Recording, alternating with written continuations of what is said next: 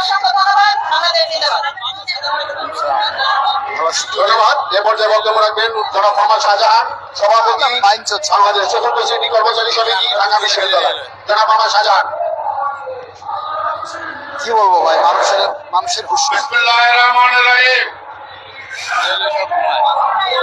বাংলাদেশ সরকারি কর্মচারী দাবি আদায় পরিষদ কর্তৃক আয়োজিত আজকের এই প্রতিটি অনশনের সম্মানিত সভাপতি উপস্থিত আছেন সারা বাংলাদেশ থেকে বিভিন্ন পর্যায়ের বিভিন্ন সংগঠনের প্রতিনিধিবৃন্দ এবং আমার সহকর্মী ভাই ও বোনেরা এখানে উপস্থিত আছেন, সরকারি গোয়েন্দা বিভাগের লোকজন এবং মিডিয়ার লোকজন।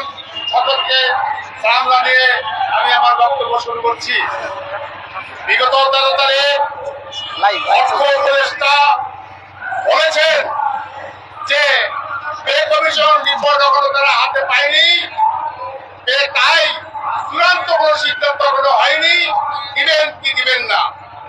আমরা বিভিন্ন সূত্র থেকে জানতে পেরেছি আগামী 21 তারিখ সরকার এবং পে কমিশনের সমন্বয়ে একটি সভা হবে।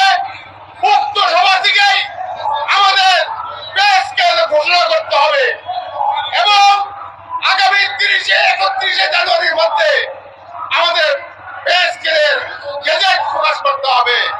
মাননীয় অর্থমন্ত্রী মহোদয়কে আমি বলবো এবং মাননীয় প্রধান উপদেষ্টাকে বলবো, আমরা প্রজাতন্ত্রের কর্মচারী, আপনি প্রজাতন্ত্রের প্রধান। আমরা চাই না আপনার হাতকে দুর্বল করতে, আমরা আপনাকে সহযোগিতা করতে চাই।